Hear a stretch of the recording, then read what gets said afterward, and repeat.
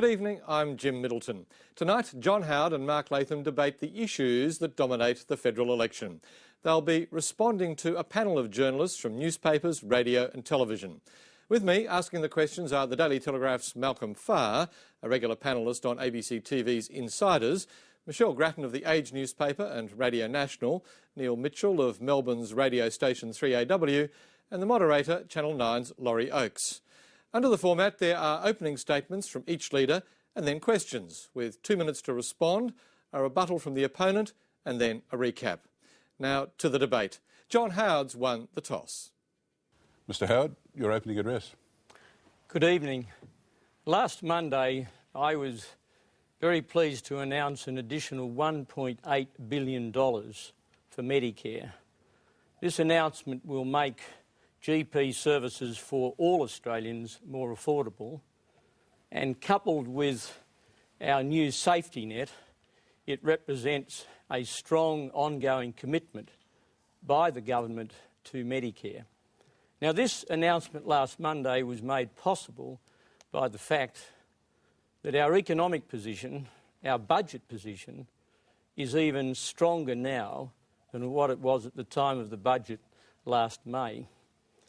And I mention this to make a very important point, and that is that running a strong economy is not an end in its own right. It's only useful if it produces outcomes for people. It's only useful if it produces a human dividend. And in this case, the human dividend was more money for Medicare, which is so important for the health of all Australians. And it does remind all of us that we can make all the promises in the world, we can offer all sorts of things for the future, but unless we run a strong economy, unless we have a capacity to run a strong economy, all the promises in the world are not going to be realised. This debate, this election is about Australia's future, and critical to Australia's future is the maintenance of a strong, growing economy. The other issue, of course, which is very critical to Australia's future is that of national security and defence. Terrorism is an insidious threat to our way of life, and we can never negotiate or compromise with terrorists.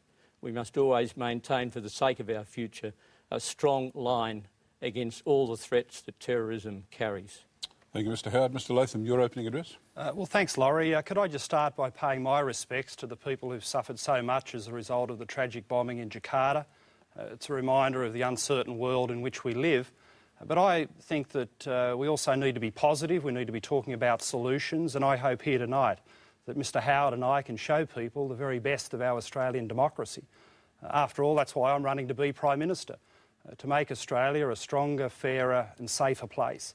How can we make our country safer? Well, we need to do so much more in our part of the world to fight the scourge of terrorism. We need to identify and eliminate these terrorists. We need to break up and destroy JI in particular. And this has been the problem with the commitment in Iraq. As so many experts have pointed out, it's made Australia a larger target. It's made us less safe in the war against terror. Police Commissioner Mick Kelty's made that point, and earlier today even Deputy Prime Minister John Anderson made that point. So we can't afford mistakes like that in the future. We've got to get it right in our part of the world. Laurie, to make Australia a stronger and fairer place, I want to take the financial pressure off Australian families. I want to ease the squeeze on Middle Australia. On budget night, Mr Howard said it wasn't possible to provide tax relief under $52,000 a year. Well, now Labor's showing how it can be done. And we've also got a plan to improve the family payment system, delivering benefits of $70 to $80 a week to typical middle-income families around the country. And when we're easing the squeeze, we've also got to do it in health and education, getting the national rate of bulk billing back up to 80%, and also ensuring we don't have a user-pays education system. We need fair funding of our schools, 40,000 extra TAFE and university places, and Labor will stop the regressive 25% increase in HECS. So we can do these things, we can make our nation stronger and fairer, and we can do it through new energy, new ideas, new programs for the future, and that's why I'm asking for the support of the Australian people in this election campaign. Thanks, Mr Latham. Mr Howard, if I could ask the first question of you. The Jakarta embassy bombing is a tragedy, but it will affect the election campaign climate and we can't ignore it. It makes the question of terrorism and how we deal with it a central issue. US Defence Secretary Donald Rumsfeld said on Friday they, the terrorists, are going to be going after the coalition countries. Your Deputy Prime Minister John Anderson conceded this morning it might be the case that we're more of a target because we're part of the coalition of the willing. Will you now admit that our involvement in Iraq has raised Australia's profile as a terrorist target? Laurie, this country was a terrorist target long before we entered the campaign in Iraq. Bin Laden criticised us for our liberation of East Timor. There was the abortive attempt to blow up the Australian High Commission in Singapore in December 2001. 88 of our fellow Australians died in Bali in October 2002, which was before we went into Iraq. So the idea that we suddenly became a terrorist target because of Iraq is false. But leave that aside. Think what you may about whether or not we should have gone into Iraq. The day this country allows terrorists to determine things like that is the day we lose control over our future, because those are things that have to be determined according to the assessment at the time. I believe that our decision to go into Iraq was right. I believe that our capacity to deal with terrorism on our doorstep has not been impaired in any way by the units that we have deployed to Iraq. The frontline assets that have to be used against terrorism are the assets of intelligence and cooperation. I mean, as we speak, we have 51 Australian Federal Police officers on the ground in Jakarta, and they are there as a result of a decision we took months ago to establish a rapid deployment capacity within the Australian Federal Police to deal precisely with that sort of contingency. We can fulfil our obligation in Iraq. We should not cut and run from Iraq. We should stay and finish the job. That is the Australian way. Mr Latham, your response to that? Well, Laurie, I've been listening to the experts. The head of the Australian Federal Police, Mick Kelty, has said that we're a bigger target as a result of the conflict in Iraq. The 43 eminent Australians, people who've served our nation so well, have made the same point. And just earlier today, Mr Howard's deputy, John Anderson, was saying the exact same thing. We have become less safe in the war against terror because of the conflict in Iraq. Why? Because it diverted so many resources from the real task. And for Australia, the real task is in our part of the world, in Asia. I mean, I've no doubt that if all the time, the effort, the money, the resources that went into Iraq had been used to break up Al-Qaeda, to smash JI, to find Bin Laden, the world today would be a safer place. Australia would be safer and more secure. And while, you know, we've got no way of reversing this decision, what's happened, we've got to learn the mistakes that were made in relation to Iraq and get it right for the future. Unless we do that, we diminish our capacity to keep our people safe. Mr Howard, would you like to respond? I don't think it was a mistake to see off a butcher like Saddam Hussein, and whether Mr Latham likes it or not, the reality is that if the advice of his party had been followed, Saddam Hussein would still be in power in Iraq. And as so far as the assets are concerned, we have a capacity to deal with terrorism on our doorstep. And one of the reasons why we are a heightened target, and the point really that John Anderson was making this morning, was that we have been successful in cooperation with the Indonesians in weakening JI, and that, in the view of one of our intelligence agencies, is a possible reason why the attack took place outside the Australian Embassy in Jakarta, because we have been successful in the wake of the murder of 88 Australians in Bali in working to weaken JI in cooperation with the Indonesians. Mr Latham, I'll quote Donald Rumsfeld at you as well. He said on Friday, some countries have elections taking place and there's a big tug of war over whether or not they should stay in Iraq or whether they should have been there, and the terrorists know that, they're not stupid, and they think, goodness, if we can affect that. Do you agree that the terrorists who bombed our embassy may have been trying to influence the Australian election? Do you think your promise to pull troops out of Iraq may encourage terrorists to try to influence the election? Do you stick by your troops out by Christmas pledge, even if that's the case? Stick by it no matter what? Well, Laurie, there's no way in the world terrorists would ever affect the policies and stance of the Australian Labor Party. We've made it clear that we wouldn't negotiate with them. We set our policies in Australia's national interest. And we've been saying for a number of years now that Australia's permanent interests in the war against terror are in Southeast Asia. And let me just give an example of what we should have been doing. One of the great problems with JI is their movement in and out of terrorist bases in the southern Philippines. And Indonesia, Singapore and Malaysia have been trying to muster air surveillance and maritime security to try and stop this flow of the terrorists in and out of the Philippines. Australia has only been marginal to that effort. We've got a few surveillance operations but no great maritime presence. This is where Labor would dedicate our resources, to our region, to our part of the world, to the real security of the Australian people. We should be part of that gateway operation with our neighbours Indonesia, Singapore and Malaysia to break up and destroy JI, to disrupt their activities as much as possible. That's the Labor approach. We don't believe our permanent interests lie on the other side of the world. They lie on our side of the world, and we'll always dedicate ourselves to that purpose. Labor has a strategy to deal with national security. It's in our part of the world, and also to do more on the home front. A Department of Homeland Security, a Coast Guard, improved regional airport security. We've got to get it right where the Australian people live, where our nation is located in the region. And that's why, one of the reasons why we didn't support the Iraq conflict in the first place. We've made a strategic decision which we believe is in Australia's national interest. That'll never be influenced by these evil, barbaric terrorists, never. We'll always do the things that are right for Australia, defending and securing this country as best we can. Mr Howard, your response? Well, Laurie, there's not the slightest doubt that if Australia were to cut and run from Iraq, that would give enormous heart to those who are opposed to the coalition, including terrorists, because it would send a signal to the rest of the world that one of the countries that was part of the original coalition has weakened and buckled. And I think that would be sending completely the wrong signal. And however Mr Latham tries to rationalise it, he cannot escape the heavy burden of that reality. I have heard people who've disagreed with my original decision. I've heard people come to me and say, look, John, you were wrong to go there in the first place, but having gone there, you've got to finish the job. And this idea that you could cut and run without doing significant damage to the coalition cause, and whether we like it or not, terrorists are involved in Iraq, and it's part of the worldwide battle against terrorism, and we can do both. We can finish the job there and do our full part in our part of the world. Mr Latham? Well, Laurie, I think for all the political differences I have with Mr Howard, I'll say this, that I believe as a person he despises and detests these terrorists as much as I do. But I think on two counts he's got it wrong. The strategy's been wrong. We should have been securing our nation in our part of the world. Our permanent interests in national security lie here. And Mr Howard talks about cut and run. The other thing we've got to recognise is that the war against terror, it'll take at least 3 years to win it.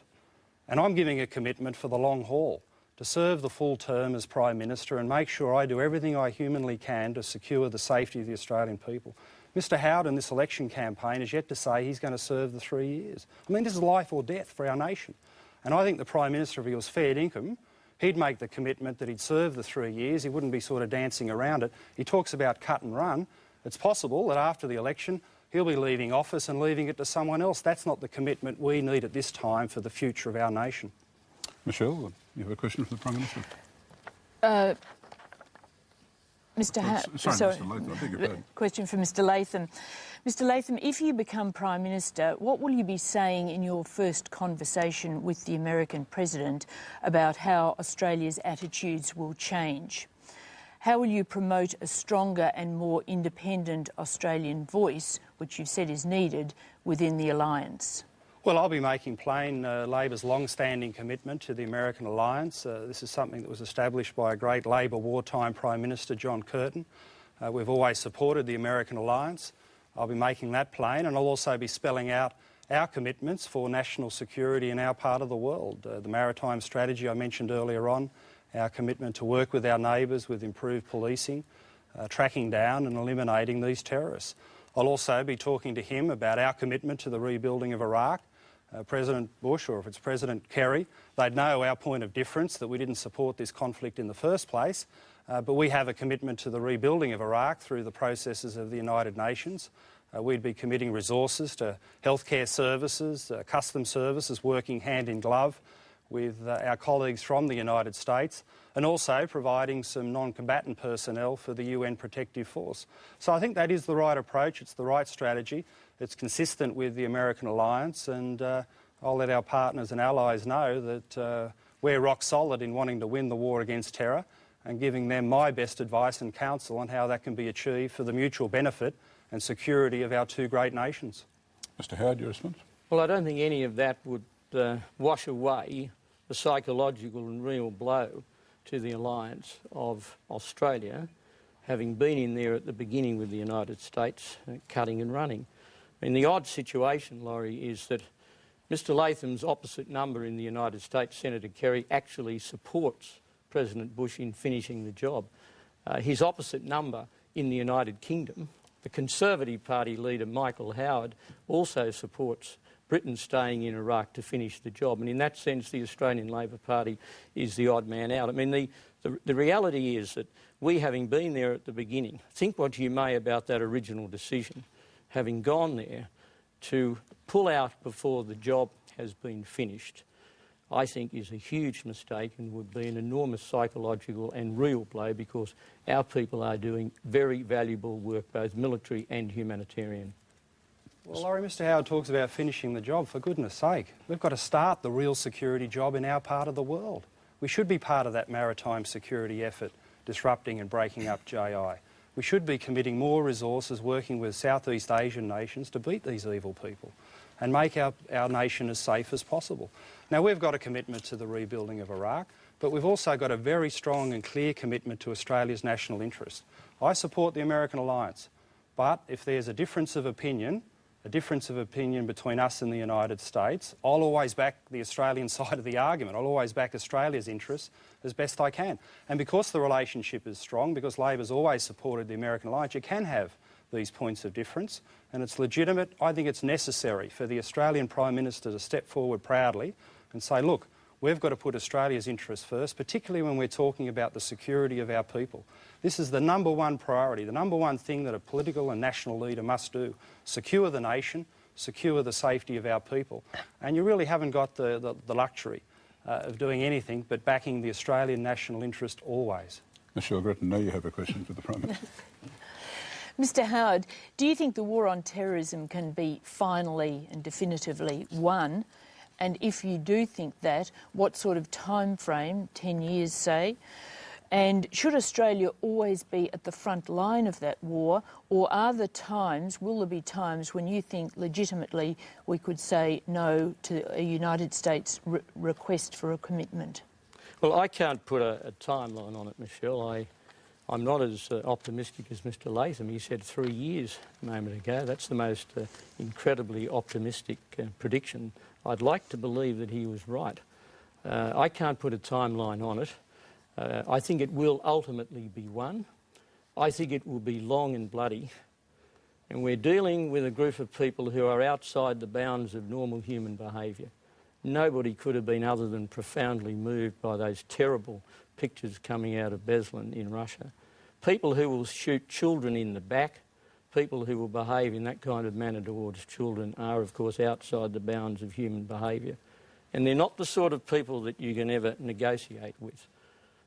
So the idea that we can somehow reach some kind of compromise is completely unrealistic. We will continue as we have already very effectively done, and that is to cooperate very closely with our friends in the region. After all, we did jointly chair a counter-terrorism ministerial meeting.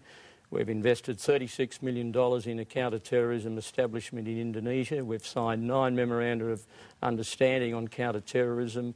We have very extensive cooperation, and as I said earlier, the relationship between the Australian Federal Police and our intelligence agencies and their counterparts in the region is the critical element in our campaign. That is far more important.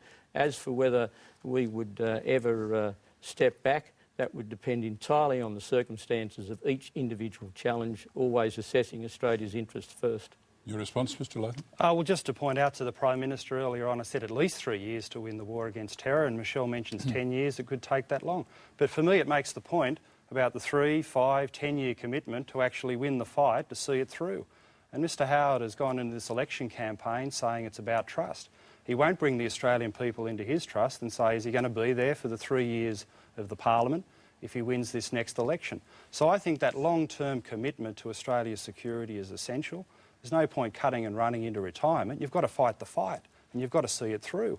And Labor's got the strategy. We've been arguing that for a number of years, that we can do so much more on the home front. We can do so much more in our part of the world. We can do so much better with wise counsel to our allies to win the war against terror. Do whatever it takes for as long as it takes to secure our nation. And I think that is the best approach we can muster for the benefit of the Australian people. Mr Howard? Well, I can only repeat that we have been doing all of these things. This absurd proposition, to use the vernacular, you can't walk and chew gum at the same time, applies. Our capacity to deal with terrorism in our region has in no way been impaired by what we have done in Iraq, or indeed has it been impaired by what we did in Afghanistan. And can I remind all of you that Afghanistan will be having free elections on the same day as we are, on the 9th of October. And women will be having the vote at that election, I think, for the first time for many, many years, if at all. And it is a reminder that despite all the negative comment, you can make real progress in the war against terrorism. Neil Mitchell, your first question to Mr Howard. Mr Howard, you mentioned Medicare in your opening comments. You didn't mention hospitals, but this is one of the areas that really worry the average person. Waiting lists are surely unacceptable in public hospitals. Waiting times in emergency departments, 48 hours and more, is common. We seem to have reformed everything else, the labour markets, the currency markets, but you continue to say that hospitals are a state issue. Do you accept that over the 8 years you've been in power, you have failed to fix the hospital system? That's one of your failures. And further, your Health Minister, Tony Abbott, has flirted with the idea of taking control of hospitals under the federal government, ending what is a ridiculous level of duplication. Will you do that? And if not, how will you fix the hospital system? Well, Neil, I don't regard hospitals as just a state issue. I regard hospitals' administration as being the responsibility of the state. So I accept, and my government accepts, full responsibility for making a huge funding contribution. And in fact, in most cases, we put more money into state hospitals than do the individual states themselves. And in the current hospital agreement, there's a 17% real increase over the lifetime of the agreement. And on top of that, there is a thing called the GST. Every last dollar of the GST, and I wonder how many people watching this program might not know, every last dollar of the GST goes to the states. And the whole idea of the GST in relation to the states was to give them an increased amount of money as the economy grew, so they would have more resources to spend on hospitals and public schools and roads and all of those things. The other thing that we are doing, we are strongly supporting the private health system.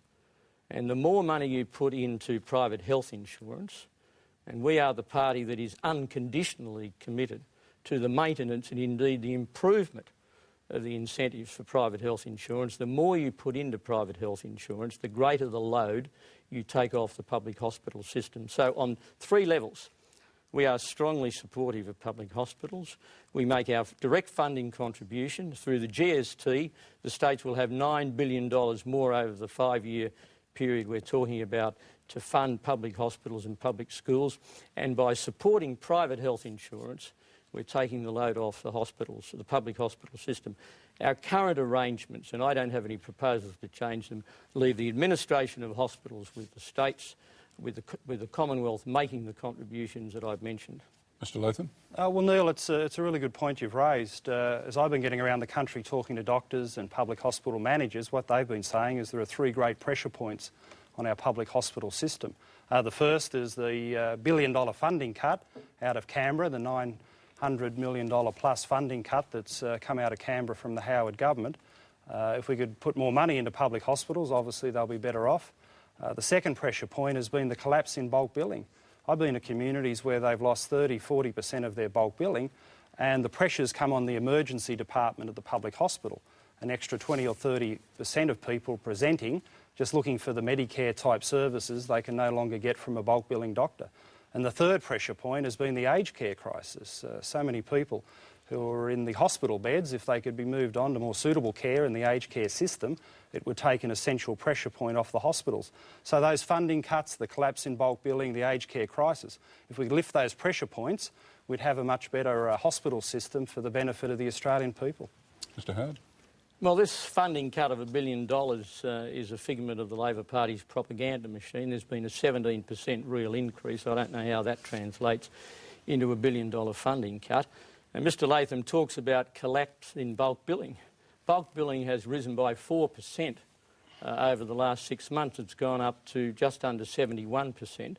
And as a result of the announcement I made last week, which incidentally makes GP attendance more affordable for all Australians, Mr Latham's policies discriminate against Australians who can't find a bulk billing doctor. I mean, there are some people who choose not to go to a bulk billing doctor because they've had the same family doctor for years, and for proper health reasons they want to stay with that person. And the idea of saying to that person, well, you're not as deserving of some kind of support to make your consultations more affordable. Neil, a question for Mr Latham? Well, Mr Latham, you've just told us what's wrong with the hospitals, and you said that you will address the bulk billing issue, which is a matter of debate. But you've given us a lot of detail about your policies on Medicare, still not on hospitals, not much about hospitals. There seems to me to be a rather vague idea for a summit, which will get together a pool of money and decide how to dispose of it. It's very short on detail. Will you guarantee that under Labor, waiting lists will be reduced and waiting times will be reduced in hospitals? And if so, how do you guarantee to do it? Well, in this campaign we'll be outlining our hospitals policy, which is designed to bring down the waiting lists, and it's going to be a very good strategy that we're putting out in the campaign, which is all about positive solutions for the Australian people. But just come to that solution on bulk billing. Mr Howard's saying that he's got a policy for the people who can't find a bulk billing doctor. Well, I've got a policy, it's called Medicare. And the purpose of Medicare is to ensure that we've got the availability of bulk billing around the country. And bulk billing now is 10% less than when Mr Howard came to government in 1996. We need to get the national rate back up to 80%, investing in bulk billing, providing incentives for doctors who do the bulk billing, putting in the Medicare teams, the salaried doctors and nurses that actually provide the service direct. And there's one thing about Medicare, if you haven't got the availability of bulk billing, you haven't really got the guts of Medicare.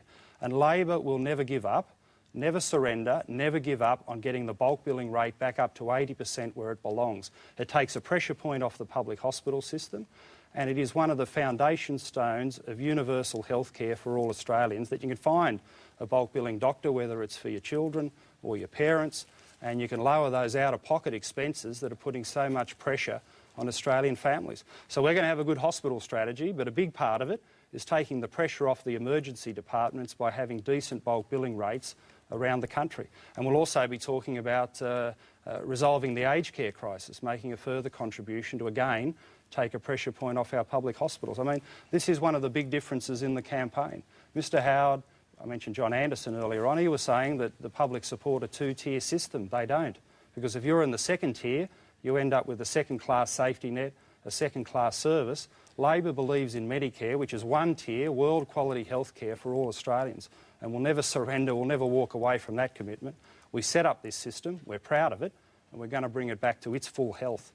Mr Howard? Well, with great respect, that's just all rhetoric. He doesn't have a policy in relation to public hospitals, but he does have a policy to take a scalpel to the safety net, which is an integral part of Medicare now. And taking away the safety net is going to do an enormous amount of damage to hundreds of thousands of Australian families. We brought the safety net in this year, and it means that if your out-of-pocket expenses for an average family for out-of-hospital services, particularly for specialists as well as GPs, goes over $300 a year, you get 80% of the excess back. Now, Mr Latham's answer for Medicare is to take that away. He's going to abolish the safety net. He says he cares about families. He says he's been going around the country talking to families. Well, I've been talking to families. They love the safety net. It gives them tremendous reassurance. It's a new element of Medicare. It's the biggest structural addition to Medicare in 20 years, and Mr Latham's going to abolish it. Would you like to respond, Mr Latham? Yeah, sure. I mean, you only need a safety net if you've turned Medicare into a high-wire act and the families are at risk of falling off. I mean, if you've got the availability of bulk billing doctors, you don't need a safety net because people have got the guarantee of getting that service direct from their GP.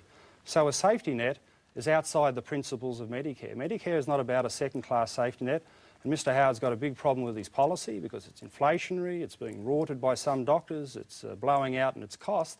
I mean, the very best thing we can do with the public's money is put it into Medicare. Put it into the investments in bulk billing that provide that service to the Australian people. So we don't believe in a safety net, we believe in Medicare. And we believe in the availability of bulk billing doctors. And if you do those things, if you get the system back to where it was, you don't need the safety net. You can actually invest and provide the bulk billing service that matters so much to Australian families, getting those out-of-pocket expenses down and giving them the peace of mind that comes from Medicare. Malcolm Farr, a question for Mr Latham.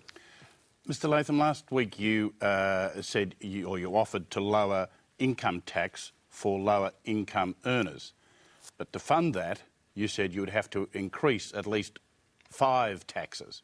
Now, that's not a particularly good advertisement for someone who says he'll take the harsh burden, tax burden off families. Can you tonight say to us that in government you would not increase taxes and you would not create new taxes?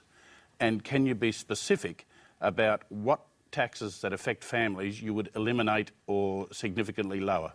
Well, you've seen our tax policy, significantly lower income tax, provide the relief under $52,000 that Mr Howard and Mr Costello said on budget night couldn't be provided. I mean, that's our significant commitment, to provide tax relief for all Australian taxpayers. I mean, the hard workers on $30,000, $40,000, $50,000 a year, they're all forgotten on budget night.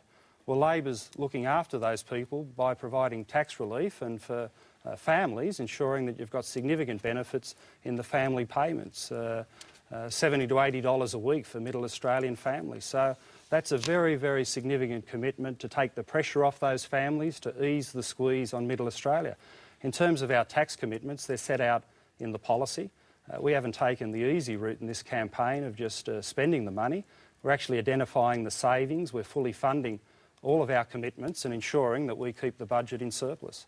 Our commitments on tax are to lower tax as a proportion of GDP, bring down government revenue as a proportion of the economy.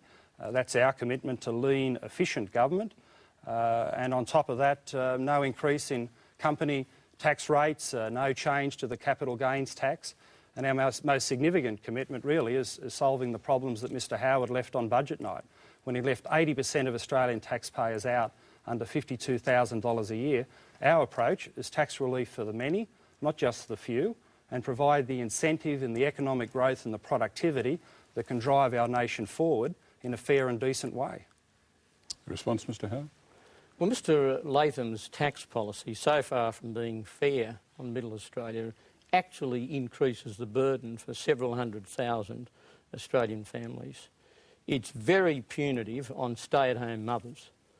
Those mothers who decide when their children are young that it's in the best interest of their children that they be at home full-time. We believe in choice in this area. We don't mandate parental behaviour, but we do believe that where in a family the mother or indeed the father decides to stay home full-time to look after the children, they shouldn't be penalised. And that particular group are very hard hit by Mr Latham's proposals. I mean, what is the justice of putting an additional burden of $500 or $600 on a single income family with 3 children, 1 under 5, where their income is $30,000 or less? What is the fairness in hitting sole parent families?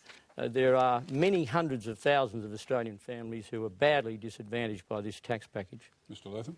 Well, 9 out of 10 families are better off on a weekly basis under our plan.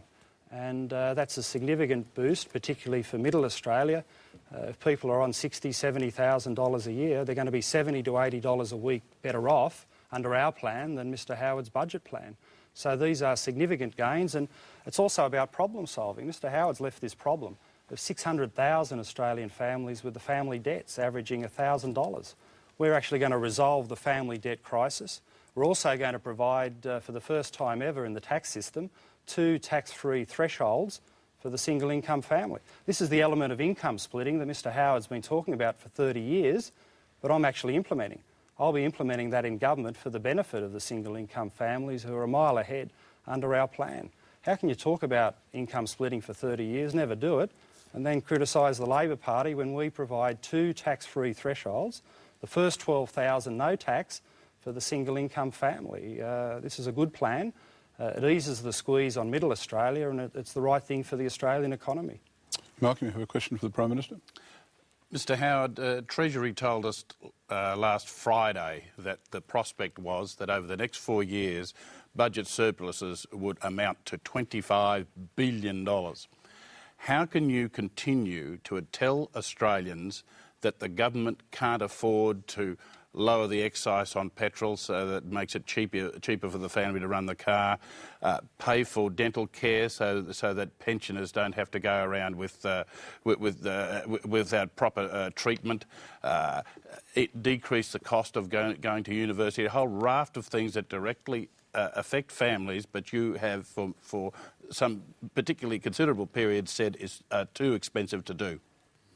Well, Malcolm, last Friday was good news for the Australian economy. Of course, what it demonstrated is that the economy is running very strongly, and that is very good news. And sensibly, last Friday, the Treasurer announced that we're going to put some of the surpluses in future away in a special fund for the future.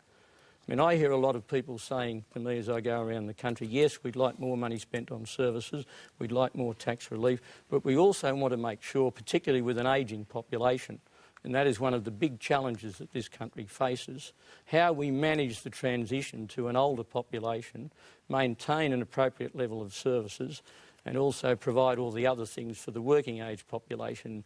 And the Treasurer announced the establishment of a future fund, which is going to, in effect, use some of the surpluses of today to help meet the expenses of tomorrow. Now, I think that is very good national housekeeping, and it's only been made possible because of what I said right at the beginning of this debate, and that is that we've run a strong economy. If you don't run a strong economy, I mean, when the Labor Party was in office, they left us with $96 billion of debt.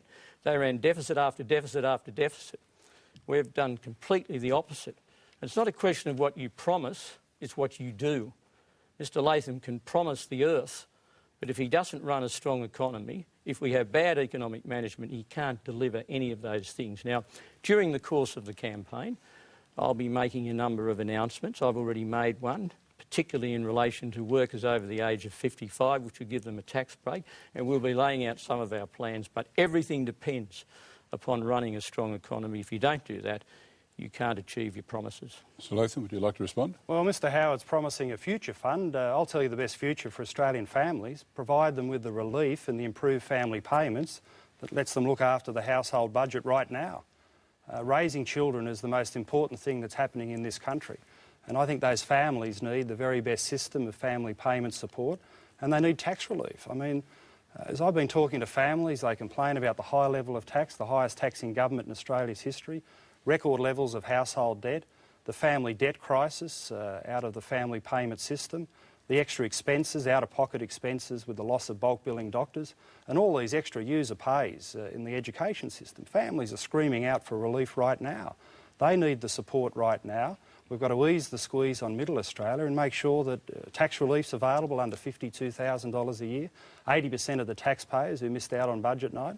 And for goodness sake, clean up the mess of the family payment system. It's like a spaghetti bowl of complexity and debt. We've simplified it in our plan and providing significant relief for Australian families. That's the future fund that I want for Australia. Mr Howard? Well, one of the elements of Mr Latham's policy is to take away that $600 that people are receiving right at the moment. And what his explanation is, he says it's not real. Well, I've met plenty of Australian parents who say it's real. See, Mr Latham's party does not trust Australian parents with $600 per child to spend on their children. I actually think it's a very good idea for parents to have a lump sum. Sure, there'll be a small percentage that'll waste it, but why should you penalise the 95% of Australian parents who do the right thing by their children, whose dedication to their children, concern for their children is the highest priority in their life? And getting $600 coming along at the end of the year per child, you can do a lot with that. And that has been my experience, and I think he's out of touch with the needs of modern parents in saying it's not real. It's real, all right, and they know it. Jim Middleton, your first question to Mr Howard. Mr Howard, musing about your future, I think it was on Perth Radio in late June 2000, you said, and I quote, "The Australian people are entitled to my candour on this. What's changed in 4 years? Why were we entitled to your candour 4 years ago? Why are we not entitled to it now? Why should we trust you with a returning to government again when you won't entrust to us your views about your future? Why, when we won't know whether you're going to be around for 3 months, let alone 3 years?" Jim, as far as I am concerned, I welcome the question. I welcome the question for the very simple reason that I love this job. I hope I do it well. I do my best. If the Australian people are good enough to re-elect me, I'll continue in this job for as long as they want me to, and as long as the Liberal Party wants me to. One of the advantages I have is that I'm proud of my team. I have around me in Peter Costello, John Anderson and Alexander Downer, to name but three people who, along with me, have been part of a highly successful government over the last 8.5 years. And I want to pay particular tribute to those three for the contribution they've made. The economic success that this country has had in the last 8.5 years is overwhelmingly due to the tremendous work of Peter Costello as Treasurer. He's a real asset to the government. There's nobody in the government who understands the bush better than John Anderson, and I think the skillful way in which Alexander Downer has handled the job of Foreign Minister over the last 8.5 years has contributed to the strong standing of this country and the respect that this country has around the world.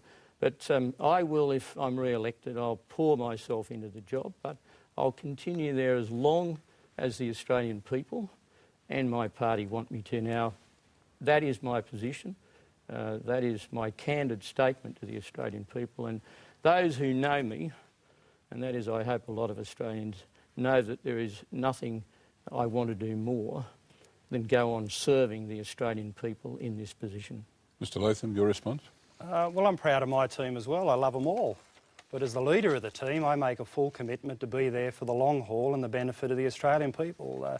You know, from my perspective, I'm 43 years of age. I feel like I'm in the prime of my life. I've got a lot to contribute for the future. And I think of the high office of Prime Minister, I think, geez, what an honour, what an opportunity to do great things for the Australian people and to bring them into your trust, to let them know what you plan to do in the future. And you know, Mr Howard's been around in politics 30 years. He must know what he plans to do if he wins the next election.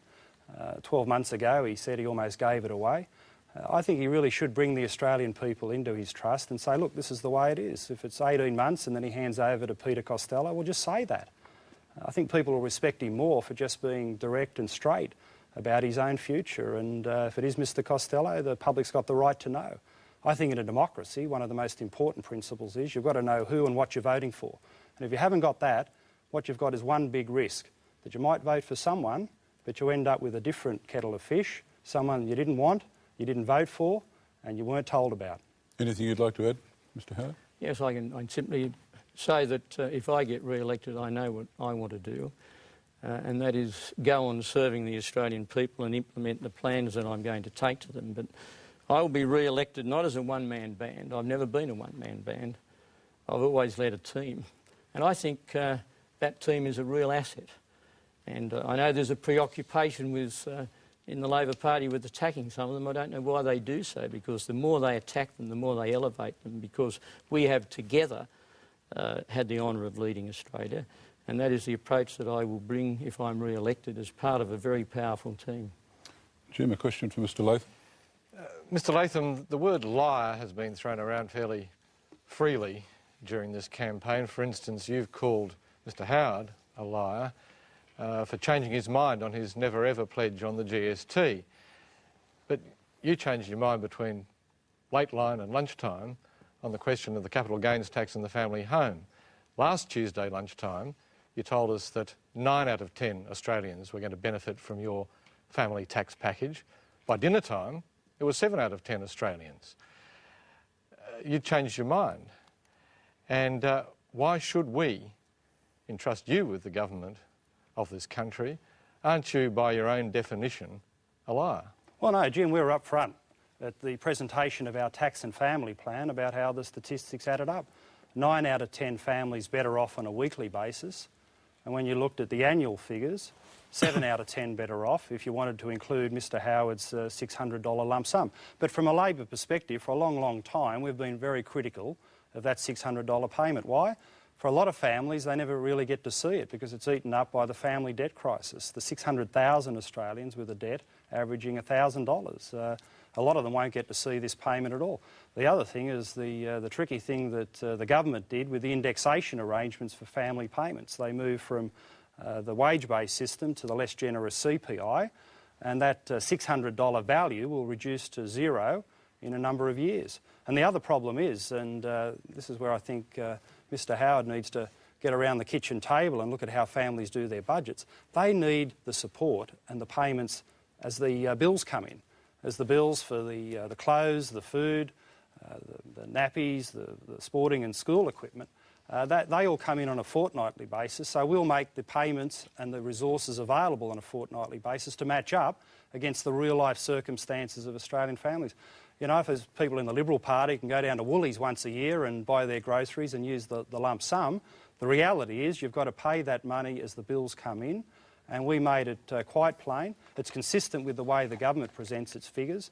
On a fortnightly basis, you wouldn't include the $600 lump sum, that's an annual payment, but on the annual figures you would, because it is just that, an annual payment. So we were upfront about that, and I think families can understand in their real-life circumstances, especially if they've got the debts, especially if they need the money on a fortnightly basis, especially if they're worried about the indexation swindle, that Labor's got the right approach and many of the answers that they need in their strapped financial circumstances. It's your turn, Mr Howard. Well, two things.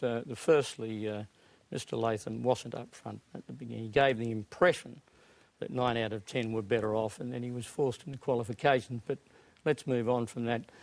It's never a lie to change your mind, particularly if you submit yourself to the Australian public after you've changed your mind, and that's what I did in relation to the GST. I was up front. I had an election. I said, I'm going to introduce a GST. A bit of bark was taken off me in the process, but the Australian public endorsed it. And can I just say one other thing on the $600? Can I repeat, to say to the parents of Australia that you're not capable of knowing how to spend $600 on the most important people in the world to you, your children, is an insult.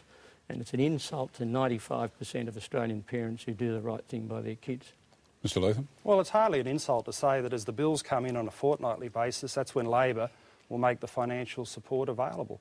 We've provided very, very significant improvements in the family payment system. Instead of 3 systems, there'll be just one. Instead of so many families being riddled with debts and having the nightmare of arguing with Centrelink about it, we'll all but eliminate those debts through massive improvements in the system, pushing the means test threshold out to $50,000, abolishing FTBB, which has been a great debt generator. We'll do these things that actually solve problems. And as I talk to the families and they're doing their sums and trying to pay their bills, they need solutions. They need the improved financial assistance, our extra $70 to $80 a week for middle Australian families. They need an answer to the family debt crisis. And a lot of them, the single income families, they need the elements of income splitting to reward them for their effort and give them real life choice. I really respect the choice of parents who want to stay at home and look after their children while the other parent goes out to earn money. We've got to foster those choices, and that's one of the big goals of Labor's better family payment system. Mr Latham, a question on education. Your policy involves scrapping the 25% HECS rise allowed under the government's legislation and abolishing full fee degrees. So where would you get the money to give universities the funds they need? Would the result be cutbacks in university funding? And on schools, there's a high level of anxiety in the independent school sector over what would happen to funding arrangements under Labor.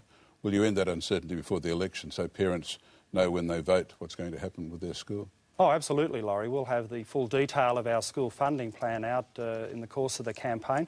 But it's based on this very important principle that we'll maintain the overall funding for non-government schools, but we'll have a fairer pattern of funding distribution so that there's more resources for your battling Catholic, independent and Christian schools. Now, sure, Geelong Grammar and the King's School, with their massive resources, they're going to receive a reduced federal government contribution. But in the name of fairness, we've got to do that. If you want to get the money to where it's needed, the needy Catholic, independent and Christian schools in the non-government sector, you've got to do that. And the other thing you've got to do is provide extra resources for the battling government schools. I mean, the choice that I want for Australian parents is to know that whether they send their children to a government or non-government school, it's going to be a good school. It's going to be a high achievement school that gives parents one of the best guarantees in life, that their children can climb the ladder of opportunity and get ahead through their hard study and their academic achievements. So in school funding, we can do a lot better than Mr Howard's unfair funding system, and that's what Labor aims to achieve. For the universities, we're putting extra resources into the indexation of funding, an extra 20,000 university places, a $150 million regional fund for universities that have missed out, and also $450 million for universities of the 21st century. So overall, we have shown that the university system in Australia will be better off for ending the user pay system, for stopping the 25% increase in HECS, for abolishing the full fee system. I mean, I never thought in this country we'd be talking about $100,000 university degrees. But under Mr Howard, that's what we've got. Labor will end that and put a bit of fairness back into higher education so that those students working hard tonight on their books and their computer can get their best chance in life, go on to a university degree based on their merit, based on their hard work, not on their parents' wallet. Mr Howard? Well, it's pretty obvious from that there's a fundamental divide between the Labor Party and the Coalition on the issue of school funding. We believe absolutely in the right of parents to decide what is the best schooling for their children. And it's got to be remembered that whenever a parent sends a child to a non-government school, it takes a load off the taxpayer. It costs on average $10,000 a year to educate a child in a government school. And in the case of a school like King's, the maximum amount coming from the federal government is the equivalent of about $2,000. And the growth in independent schools over the last few years has not been in schools like King's or Geelong Grammar. It's been in the low-fee schools in the outer suburbs of Sydney, where the average fee is about $2,000 a year. Mr Latham has a hit list, and it's about time that hit list was published so that the parents of independent school children know exactly where they stand. Mr Latham? Well, I know many of those low-fee non-government schools. They're in my electorate, and we'll be supporting them with extra resources. Now, the King's School that Mr Howard mentions is a very fine school, but the truth is it's rolling in resources. It's got playing fields and buildings and endowments that are way beyond the expectations of 99% of the schools in this country. So surely the fair thing to do is to say, if you're overfunded, let's get the resources to where it's really needed. Let's get it to the battling non-government schools that need that extra funding. And for the government schools, let's give parents one of the most important guarantees in life, that if you send your kid down to the neighbourhood school, it's going to be a good school, it'll have the resources, the teaching expertise, the discipline, the standards, the values, and the pride in excellence and achievement to give those kids a good chance in life. I mean, the reason I'm here tonight is I got those opportunities through two great government schools. But I look at so many of those schools today and I see the need for more funding support, and that's what they'll get under a federal Labor government. Mr Howard, you once promised that there would be no $100,000 university degrees, and as Mr Latham said, we now find degrees, courses that are going to cost more than that, up to $117,000 in one case at least. How do you justify that? And on schools, what have you got against supporting schools, government and non-government, on the basis of need? Well, Laurie, the remark I made about the $100,000 was in the context of HECS-funded places. And Mr Latham knows that, and others who look at the context of the remarks will know that. The $100,000 fees are those that are full fee-paying ones. Foreigners can pay to get into Australian universities now, and what we are providing is the same opportunity for about less than 2% of the total number of places in universities for full fee-paying places, supported by a loan scheme. And any suggestion that the average person would have to pay $100,000 is absurd. The average contribution of the student under the HECS scheme will rise under our proposals to about 28%, so that 72% of the HECS-funded place will still be borne by the taxpayer. Now, as far as schools are concerned, my philosophy is one of choice. At the moment, 68% of Australian school children are educated in government schools. I am the product, proudly the product of the New South Wales government education system, and I'm very grateful for the education I received at Earlwood Primary School and Canterbury Boys High School. But I believe, both as a parent and as Prime Minister, as a citizen, that because of the values involved in education and the culture of education, I believe it is fundamental that people should have the right to determine how their children are educated and in what environment. That is why we introduced the new schools policy. If it hadn't have been for us, all these schools, these low fee paying Christian and other schools that Mr Latham speaks of, many of them wouldn't exist, because there's been a huge expansion of them under our new schools policies at very low fees, and the Labor Party was very much opposed to that policy when we brought it down in 1996. Mr Latham, you get to respond. Well, there you go. Some people say that Mr Howard and I have got nothing in common. We both come out of the government school system. How about that? And it's a great tribute, isn't it, that the Prime Minister and the alternative Prime Minister are products of public education in this country. Well, all the more reason to back our government school teachers, to back the schools with resources. I remember Mr Howard earlier this year saying that they lacked values and standards. There's a lot of schools that need improvement, but there's a lot of teachers doing the right thing. And I give them this commitment: I'll never be standing on the sidelines as a carping critic of those schools. If there's a problem, I'll be stuck in to fix it. And Mr Howard also made a point about higher education. He said, the overseas students pay the full fees. Well, so they should. They've never paid Australian taxes. But if you're in this country and you've been paying your taxes under the highest taxing government in Australia's history, and your kid's getting good results at school, they're head down, bum up, getting the study done, and they want to go on to university, well, surely they should have that opportunity in life with affordability in the higher education system. So I'm not worried about people from overseas paying the full fees. I don't want Australians, the sons and daughters of Australian taxpayers, doing it, and it won't happen under a Labor government. Mr Howard? Well, I certainly support teachers. I have no alternative. I married one. But I think the other important thing to say about this whole issue is to get it back to choice. I mean, in the end, it's parents who should decide where their children are educated. And once you violate the principle that every time a parent decides to send their child to a non-government school, they should have some recognition of that through some level of funding, then I think you are a long way down the path towards a situation where eventually you eliminate state aid or government assistance to certain non-government schools. Now, I think that is a wrong principle, because no matter what school it is, I think you're entitled to a certain amount of recognition from the government, and then the level of that recognition should be according to need, and that is exactly what our policy is at the moment, and Mr Latham threatens it.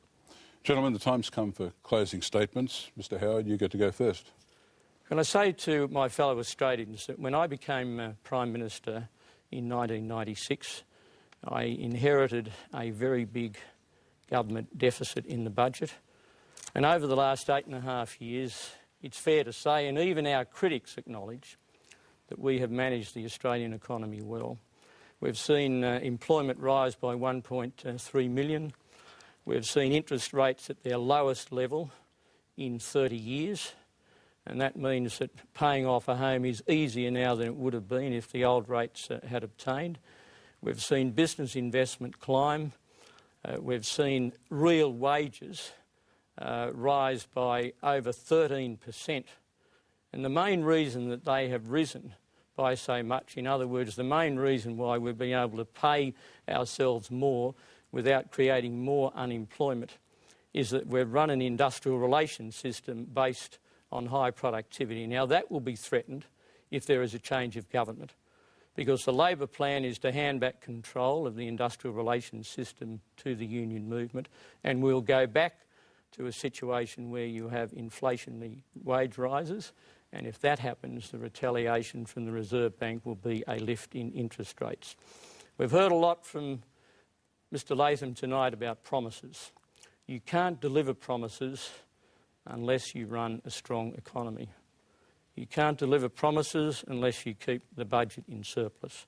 When Labor was last in government, the budget was deep in deficit. We've had a remarkable record over the last 8.5 years. We've paid off something like $96 billion of government debt, and that's given us $5.5 billion a year to spend on health and education and family benefits and taxation relief. The other issue to consider, of course, is that of defence and national security. Everything about the future depends on us maintaining a strong stand against terrorism and giving this country strong defences. Unless we have a strong economy and we're strong on national security, nothing else can be achieved.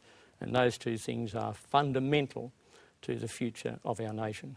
Mr Latham, your statement to close the debate? Well, there's no doubt about Mr Howard. He's got the scare campaigns. I think we've actually got to talk about the future in a positive way. I'm optimistic about what we can achieve for Australia's future, and I'm proud of the fact that in this campaign we're offering the Australian people clear choices. There's Labor's plan for national security, which is about getting it right in our part of the world, versus Mr Howard's strategy, which has been more about the other side of the world and security in the region. There's Labor's plan for tax and family, which is about relief. 100% of taxpayers getting relief, families receiving significant financial benefits, easing the squeeze on Middle Australia, versus Mr Howard's plan, which is tax relief for just 20%, the few rather than the many in the Australian economy. And on health policy, we're dead set committed to restoring bulk billing to 80% as one of the foundation stones of Medicare. We don't believe in a two-tier system. We don't believe in a second-class safety net. And on education, it's been a good debate, and I think an instructive debate tonight, because the Labor approach is about opportunity. Fair funding for our schools, 20,000 extra TAFE places, 20,000 extra university places, stopping the 25% HECS increase and getting rid of those full fees. So in these areas, Labor's got the commitments that make a difference. It's not user pays, it's about opportunity, it's about affordability, it's about easing the squeeze on Middle Australia. These are fully funded commitments. We're going to keep the budget in surplus. We're going to do everything we can to put downward pressure on interest rates. And if I can just mention one issue in closing, it's this question of truth in government. I believe in it, and I think we need a government that always tells the Australian people the truth. I want for the Australian people a government as good as the people themselves. Honest, hard-working, sincere, fair income Australian, and that's why I'm asking for the support of the public on the 9th of October. Gentlemen, thank you very much. I'd also like to thank my colleagues on the panel, who I'm sure join me in wishing both of you the best of luck. And to you, our viewers, thank you for being with us, and good night.